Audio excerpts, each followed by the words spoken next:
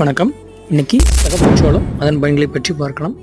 சிகப்புச்சோளம் பரவலாக தேனி மாவட்டம் மற்றும் மதுரை மாவட்டங்களில் பயிரிடப்படுகிறது. வானபார்த்த பூமியில் இதனை விளைவிக்கப்படுகிறது.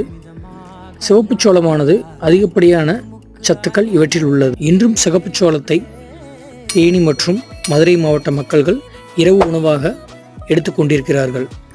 உணவு முறை மாற்றத்தால் இன்று உடல் பருமன், சர்க்கரை, பிரஷர் என அனைத்தும் மக்களுக்கு உள்ளன.